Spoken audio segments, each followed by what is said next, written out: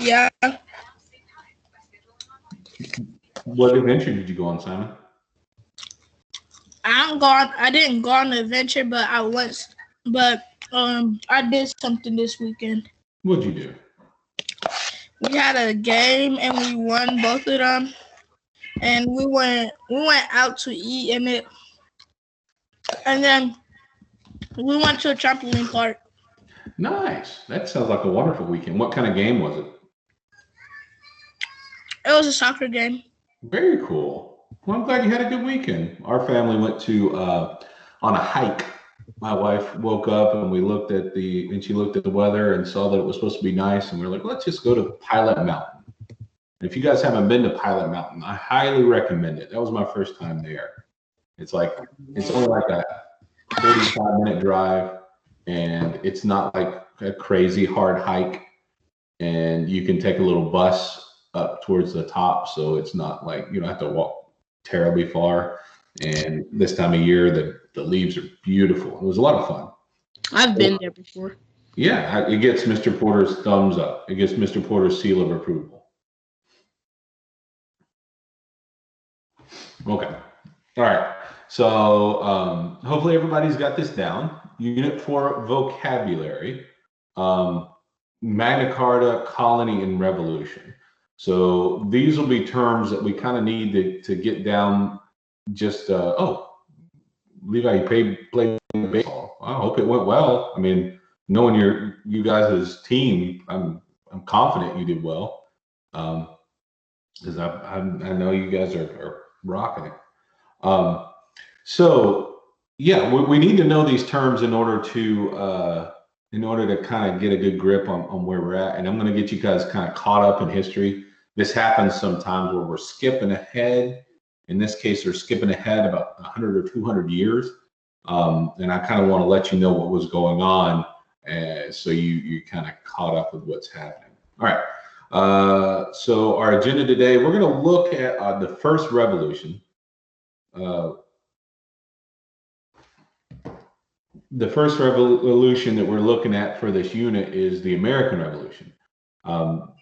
But we're also going to look at other ones that happened, the French Revolution, the Haitian Revolution, many of the revolutions down in Central and South America. They're collectively known as the Latin American revolutions. So we had lots and lots of different stuff going on, like kind of all at once. Like all of a sudden, all these different places were changing governments and overthrowing governments and doing lots of things all at once. And we're going to see kind of why and how the Enlightenment led to that.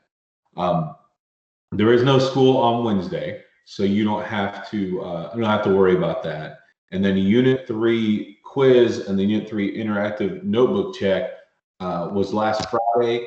If you didn't finish those, you need to jump on them. I'm a little behind on grading, I'll admit. I've spent a bunch of time with my family at Pilot Mountain instead of grading papers, and it was just some social, emotional well-being that I needed. So I did that, and I suggest you guys doing it too if you need it. And then I'll catch up between the next 2 days, plus I'll do a little work on Wednesday. I should be caught up with grading, and we should be back caught up in everything. Good morning, Mia. So that's where we're at. Any questions about what's going on?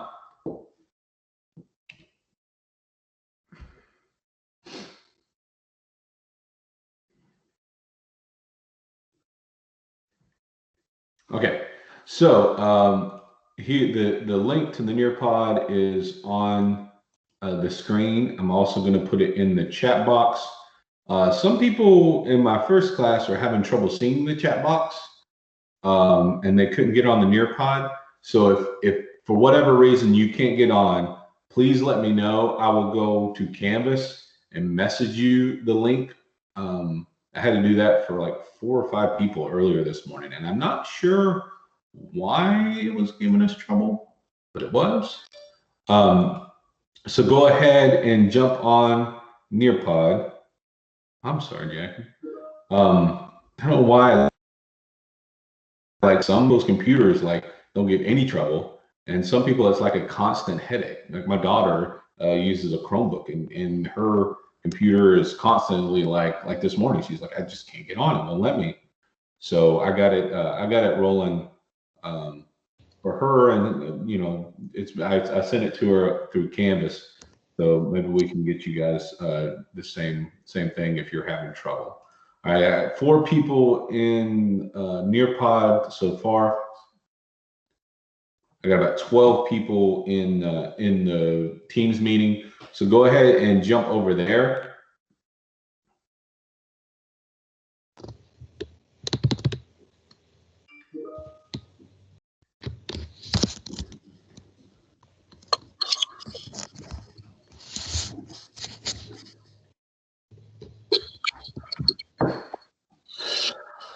Hi, Stephen.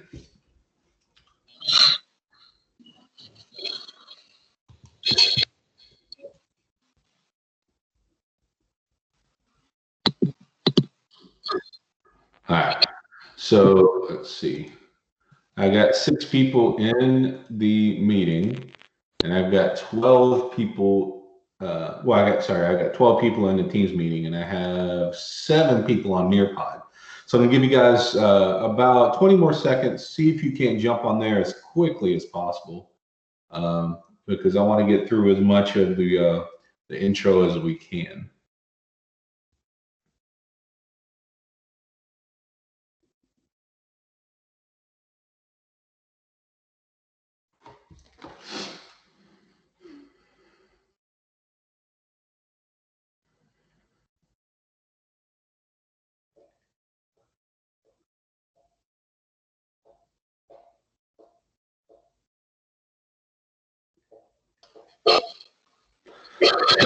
So let's go ahead and get started. I still got 2 people that look like they're still trying to get in. Again, if you can't get in for whatever reason, please in the chat box or just unmute yourself, let me know, and I'll try to get you the link some other way. All right. So we are starting on our study of the different revolutions that were all happening all at once. Oh, I got some people who need me. All right. So Stephen, the code is 6. Z is in zebra, M is in Michael, H is in Harry, A is in Apple. Let me know if you need me to type that too. And Zoe, yes, I will send you the thing in Canvas. So jump over to your Canvas inbox, and the link is on its way right now. Okay. So I sent it to your Canvas inbox. I don't know why, for some reason, it's not going through the chat box like it's supposed to, or the screen like it's supposed to. Stephen, did you get the code?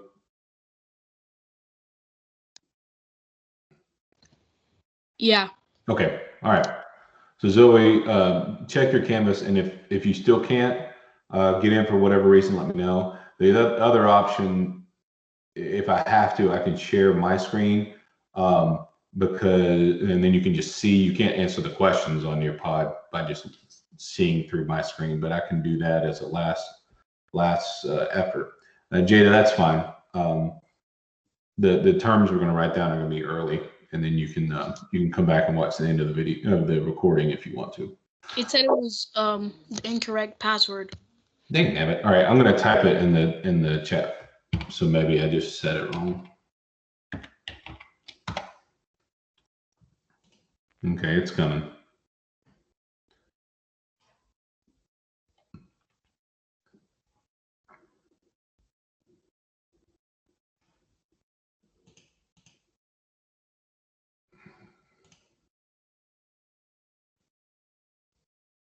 Okay.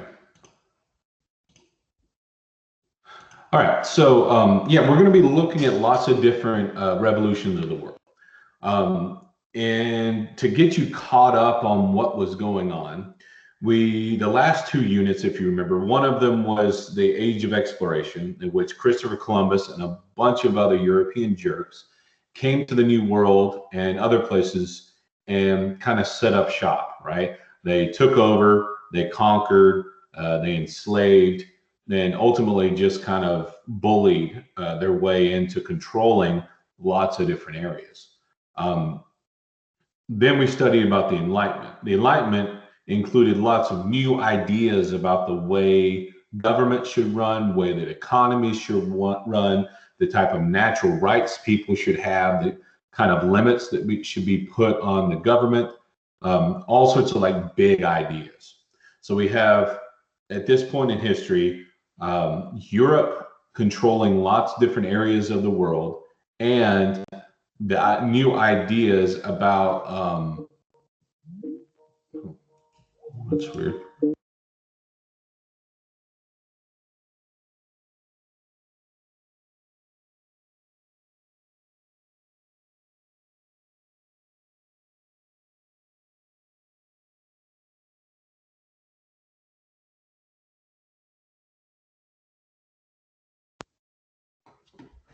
Sorry about that. And we have lots of different new ideas about the way the world should run. Okay, so our objective for today is to be able to trace the causes of this first revolution that we're going to study, the American Revolution. So I want you guys to copy these terms down. I know it's a lot of writing all at once, but these are things that we need to know about before we really dive into this unit. So the first one is the Magna Carta. So this is kind of a little bit of sixth grade social studies, but I wanted to remind you of it. And the Magna Carta was an English document that happened in the 1200s that limited the king's power. What this did is it meant that the King of England, and this kind of eventually spread to other areas, but the King of England still was the king, and he was still the most powerful person in the world. And he's still, the world of that country. And he still had, was the top of the social pyramid and all those stuff. But the Magna Carta said that the king had to take advice and had to let the people vote about certain things. So it limited the king's power. So he was no longer an absolute monarch, meaning he had absolute power. Instead, he was a limited monarch, meaning that he could do what he wanted, but he still had to take the advice and ask for permission for certain things like taxes and certain things like that. So, so what this did is it allowed people to actually have a little bit of say in their government. Not all the say. It's not democracy yet. They didn't get to vote on all sorts of stuff. They didn't get to decide who was in charge, but they did get to give them advice and kind of tell them what they wanted. The next term is colony. Colony is a group of people from one country who build a settlement in another.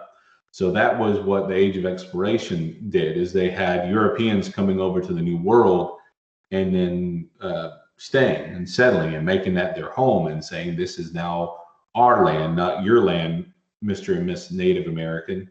We're going to kick you off and start wars with you and conquer you and all that really nasty stuff. They would claim the New World, new land for the original country, and the original country keeps some of the control over the colony.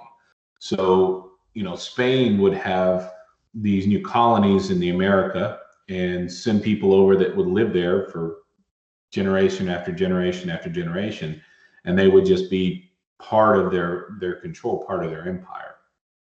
This was happening in North America with the 13 colonies, which you probably might have heard of, especially if you've watched Hamilton, the hit Broadway musical that's been really popular this year, where all these new settlements were set up in North America, like the colonies of South Carolina, colony of North Carolina, colony of Virginia, and New York, and Maryland, and Massachusetts, and all these places. And so all these different places had their kind of own little government. They had their own little rules. But they ultimately had to bow down to the King of England because they were English colony. The last term will be revolution. A revolution is a sudden change in government. Most of the time it's violence, and most of the time it begins with like a rebellion where people will start to fight to try to overthrow that government. So I want you to get all three of these down in your interactive notebooks for the next unit vocabulary, activity number 21. If for some reason you can't see it or you're not getting it like you should, of course I'll have this available to you to copy down later as well. But these are the vocab terms for this lesson, and it's kind of what you kind of have to know about going in. So again, to set the stage, we're looking at the North American continent, the colonies like North Carolina, where we live now, were controlled by England, just like many places in the New World were controlled by European countries. And they had been around for 150 years at this point. And they were controlled by the King of England. Okay. Does anybody need more time to get these three terms down? Speak now or forever hold your peace. So, Stephen, you need a little bit more time, or you had a question? Okay, Mia needs a little more time too. All right, so let me give you guys about another 30 seconds to get these. And again, if you don't get them all, I'll have another, I'll have other places you guys can get them at as well.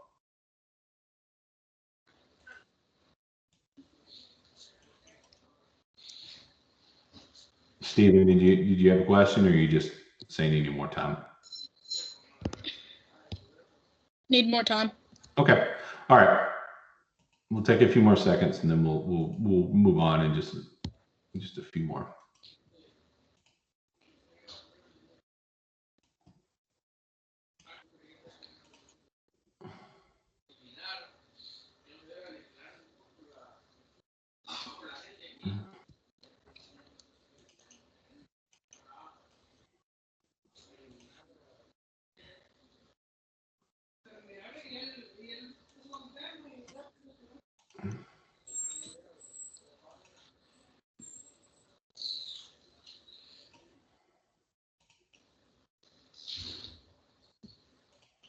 Okay, so I'm going to move on, but I'm also going to put the terms in the chat box in case you need more. That looks weird. Okay, I'm sorry. It looks really weird when I copied and pasted it, but it's there if you still need it, and if you have good eyesight. And I'm sorry, it seems like I'm screaming the first word and the rest of it I'm whispering. But yeah, it's there if you guys need it. Okay, so let's keep rolling. Question for you guys. What can you tell me about the picture or the person in this painting? So you can click on the painting to make it a little larger. But what can you guess just based on this image, right? And tell me what's your thoughts. Try to analyze this for a few seconds. I'll give you guys about 2 minutes. What can you tell from this portrait?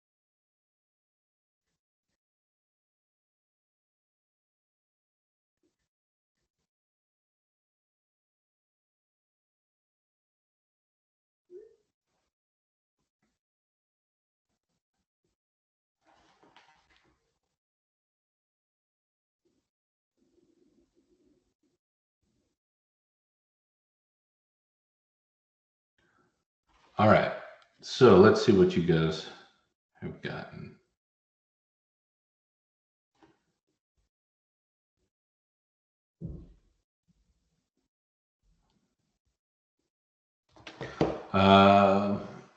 Someone who has power and is bragging.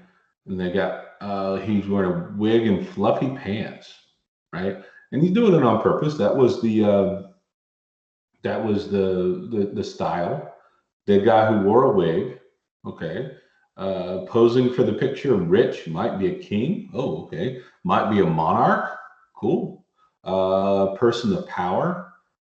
Very old timey. Yeah, it looks like it happened a very long time ago. Let's see. Yeah. So yeah, that's essentially the idea. This image, right? We see a crown in the background, which kind of makes him seem like royalty. We have his fancy scepter. We have his very expensive looking clothing. He does look like he's posing for the picture. And anybody who watched Hamilton, you might recognize him. And he's actually my favorite character for Hamilton, just because I think he's so funny in it. This is King George the Third. He was the king of England during this time that we're studying, and he was king in 1760 during a time when the English Empire was at war. They were trying to expand, and they were spending a ton of money. It costs a whole lot of money to run a war, right? You have to pay for the soldiers and the weapons and the ships and the guns and the ammunition and the equipment and the uniforms and just everything. Yes, Jackie, that is I love that quote from the musical. So he comes in during a war, and we'll talk about the war in a second. And at this time, the colonies in North America had been established for 150 years.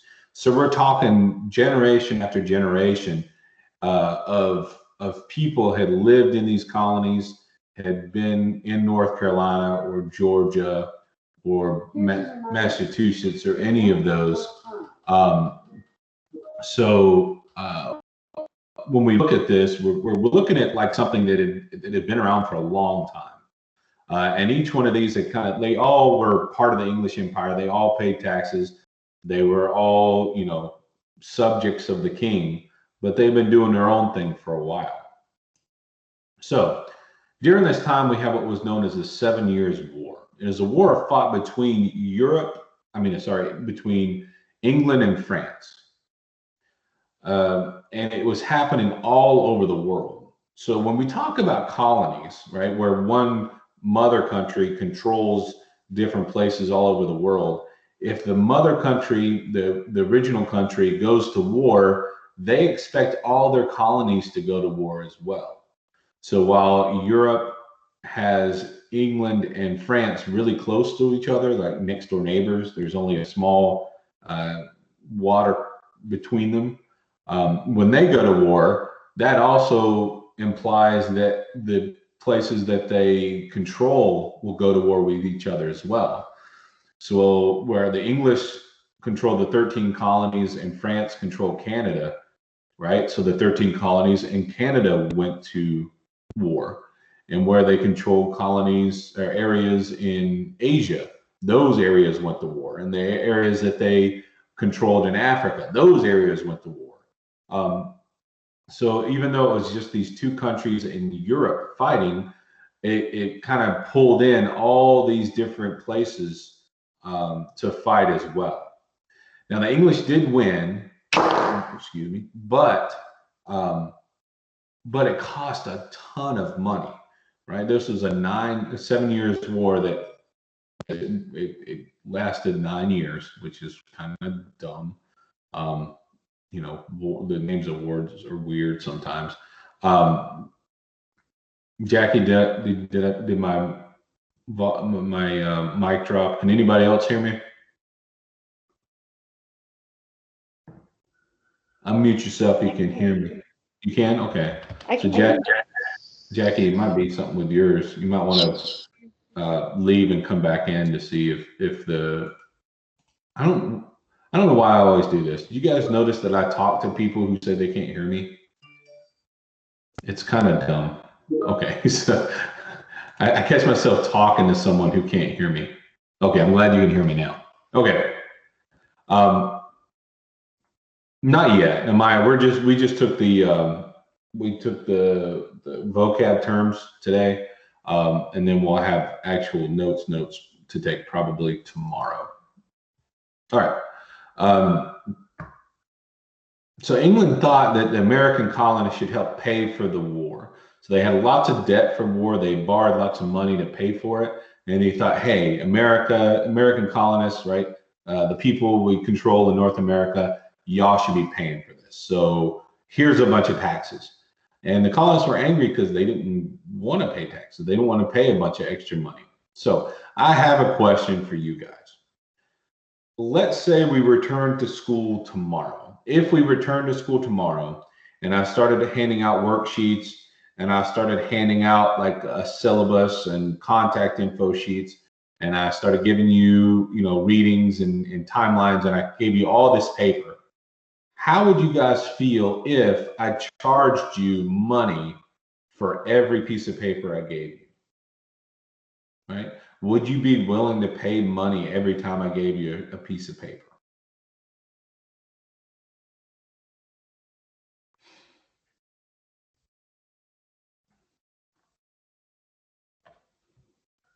So go ahead and give me your answer.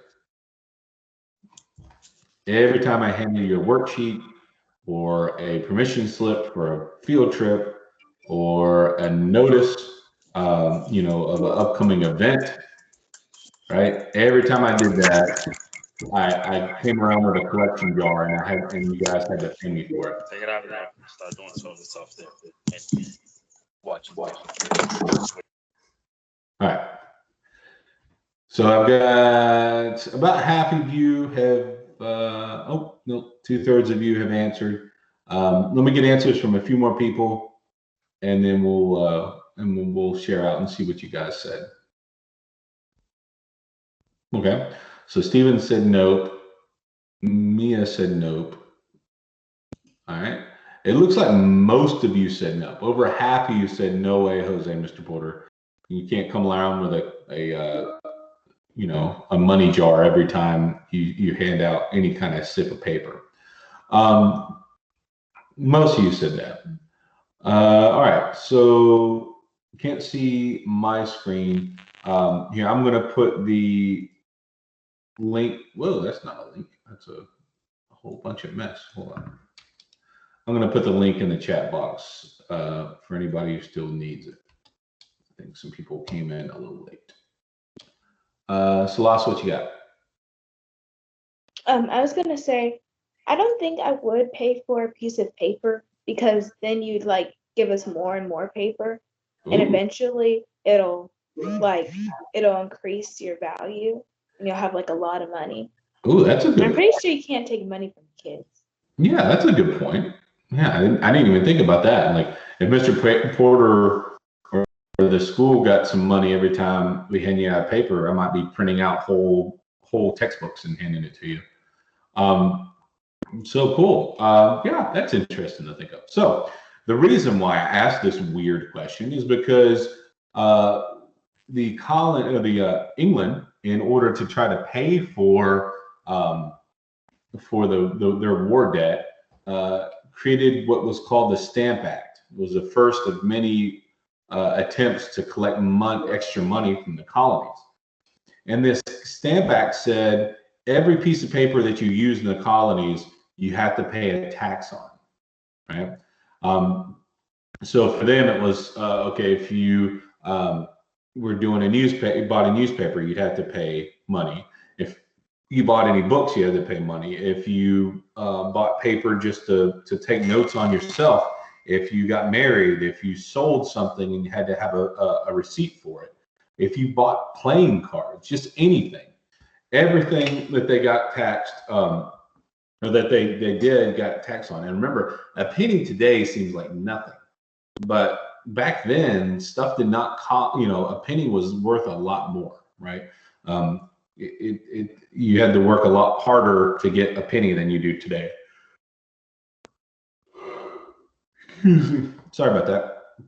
So the colonists were angry. They didn't like the fact that they were being asked to pay for this paper because they didn't have any say in it, right? There was a new slogan that said "No taxation without representation," meaning that hey, if you're not, you have to ask our permission before you give us all these bills, right?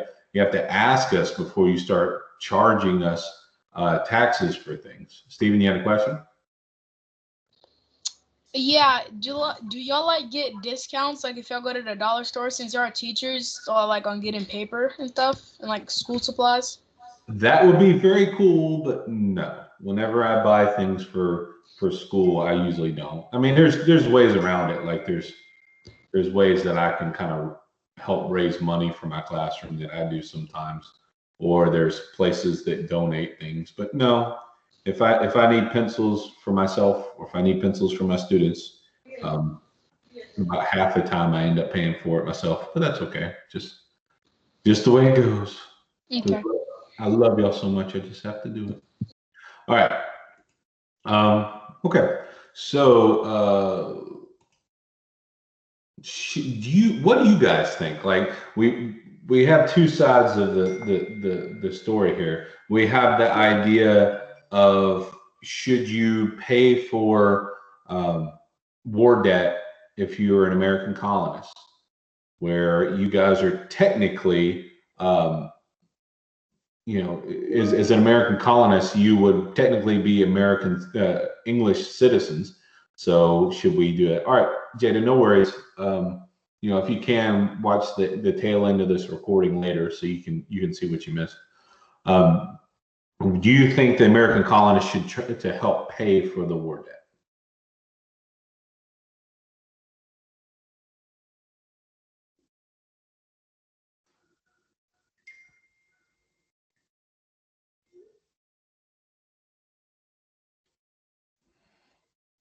Okay.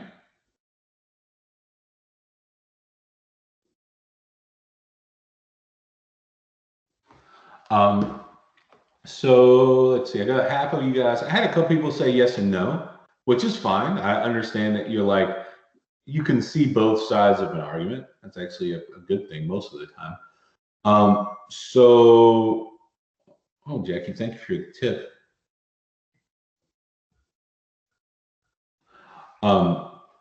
So when we look at this, we have about 40% of you say yes, you should help pay for the taxes. No, the colonists didn't have a choice, and a couple of you guys, I guess, couldn't decide.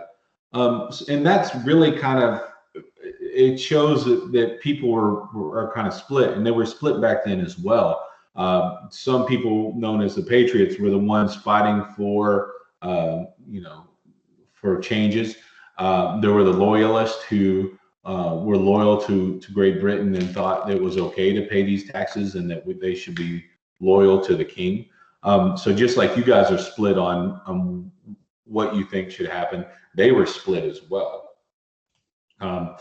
So this new group who called themselves the Sons of Liberty started protesting these taxes, and these protests had lasted several years, and new taxes would come up and they protest, and then maybe the tax would go away, maybe it wouldn't, and then they come up with something else. These Sons of Liberties, they were no joke, right? They would harass and attack tax collectors, including tar and feathers. And if you guys have never heard of tar and feathering someone, where it sounds kind of cartoonish, it was actually really cruel. As in, they would take hot tar, which is like hot wax, and then pour it on people, and then pour feathers on top of the hot tar. So it's almost like a forceful, brutal waxing, where when you took off those feathers, it would take off, hair and possibly skin with it. So it was pretty brutal. And a lot of tax collectors would quit their jobs because they were worried about their harassment. And the Sons of Liberty were really upsetting the king by making it harder for him to collect taxes to pay off his debt. Eventually, these protests led to violence, which unfortunately it sounds familiar. In 1770, They were angry about the new taxes and were protesting, and they were throwing snowballs and ice and rocks at the British, and the British got upset and opened fire. 5 people died, and this caused a huge outrage, and that made more and more people angry at the English government, and more people wanted to protest from there as well. So we have a political cartoon. You guys can click on it to make it a little bigger, but it looks like it says join or die. It has initials on it, and those initials stand for some of the 13 colonies, and it shows a snake. So I want you guys to take a second and tell me what you think the message of the cartoon is, right? What do you think the moral or the idea that the person who drew it is trying to get across? Try not to take it too literal, right? It wasn't like someone who worked at a zoo. Try to take it in the context of this revolution or the beginnings of this revolution that we're looking at.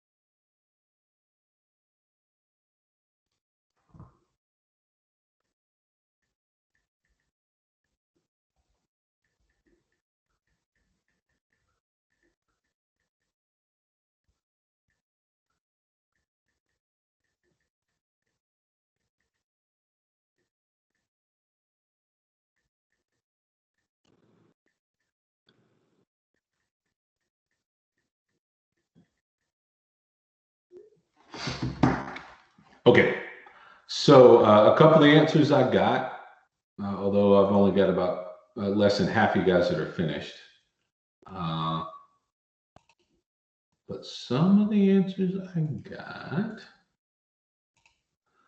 got, join the team or die. I'm not sure, which is fine because we'll talk about it.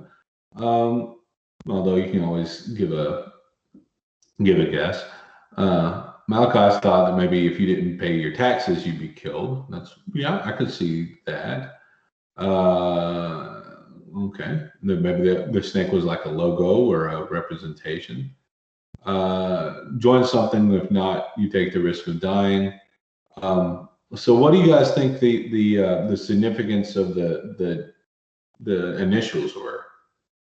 You can't, Levi. You can't see it. That's weird. Here, let me see if I can. The state. The state. Okay, so yeah. So this represents specifically the states. So we're saying that the states have to come together. What would they need to come together over? Paying for the war. Okay, so you're thinking that they needed to come together to pay for the war. So this you're thinking is like either a way of Great Britain trying to convince them that they need to do their share, or that they they needed to do their part in taxes. All right, so Levi, I am uploading the image right now so you can kind of follow along. Maybe not. Come on, baby. You can do it.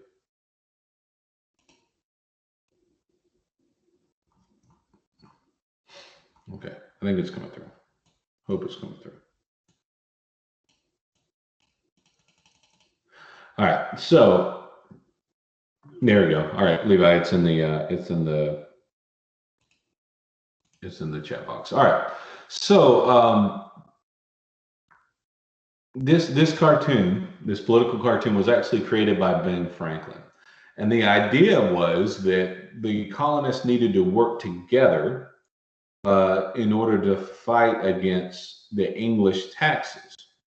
So we had this outbreak of violence at the Boston Massacre, We had the protesters being fired upon and killed.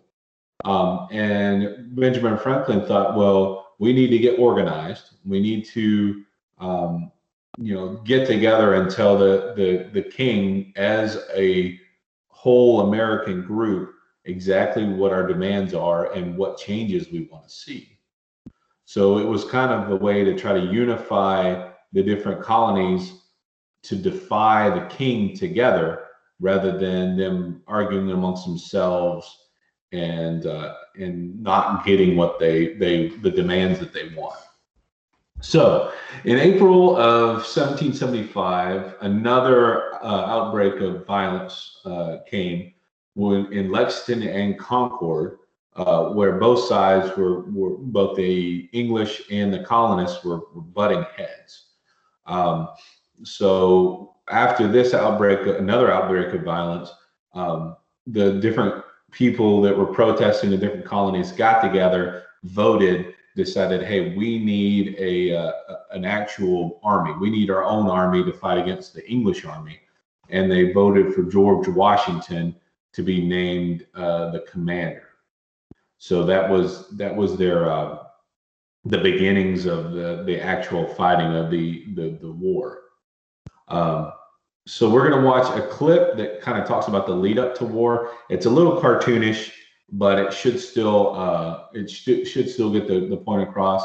And then anybody who's still having trouble seeing the Nearpod, I'm going to put the link in the chat box as well. The British are coming, the British are coming. Now the rider Paul Revere set the nation on its ear, and the shot at Lexington heard round the world. When the British fired in the early dawn, the War of Independence had begun. The die was cast, the rebel flag unfurled, and on to Concord marched the foe to seize the arsenal. There waiting folks searching all around. Till our militia stopped them in their tracks at the old North Bridge. We turned them back and chased those redcoats back to Boston town. And the shot heard around the world to start the revolution. The men were ready on the move. Take your powder, take your gun, report to General Washington. Hurry, men, there's not an hour to lose.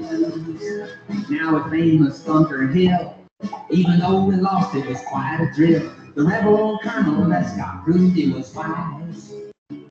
Outnumbered and low on ammunition as the British stormed his position. He said, hold your fire till you see the whites of their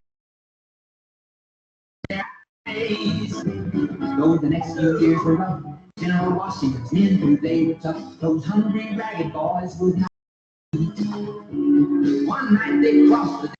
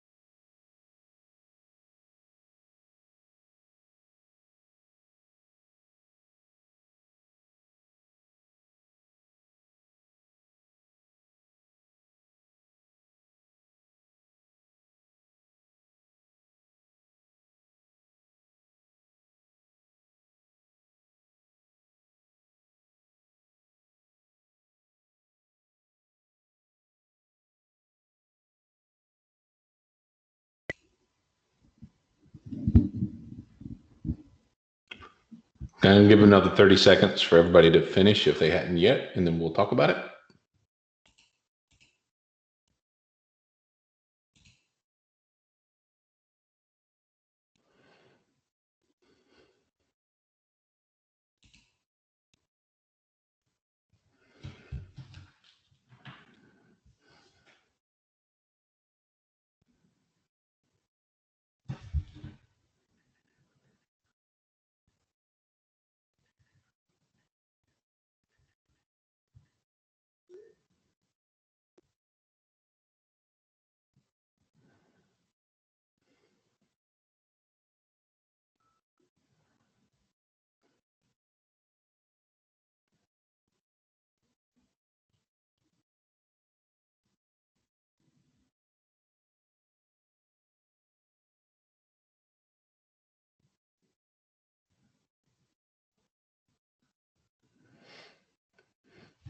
Okay, so hopefully you guys have finished with the video.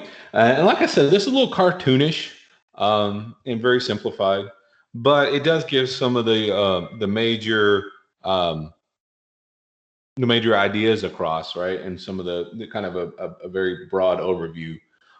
So eventually, with all the fighting going on back and forth, there was a Declaration of Independence. Now, up until this point, it was thought that they could just get the king to give in, right? Get the king to agree to some of the demands, get the king to agree to listen to them and stop taxing them. But eventually they thought, okay, enough is enough. He's not listening.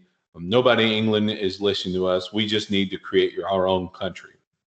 So Thomas Jefferson, among others, wrote out the Declaration of Independence, and a representative of the protesters in each colony signed, and they sent it off to England, and they sent it copies of it all around the country, and said, "Hey, the rebels in North America are declaring that we are independent from England."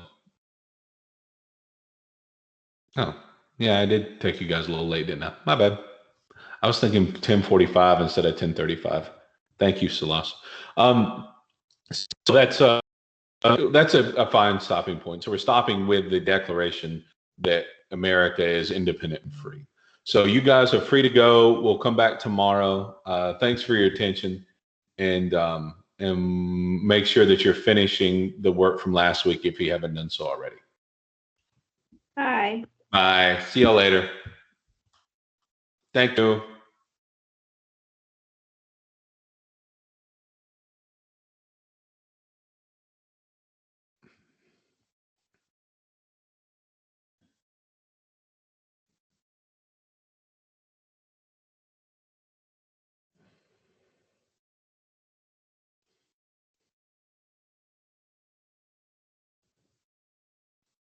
Bye, guys. Thanks.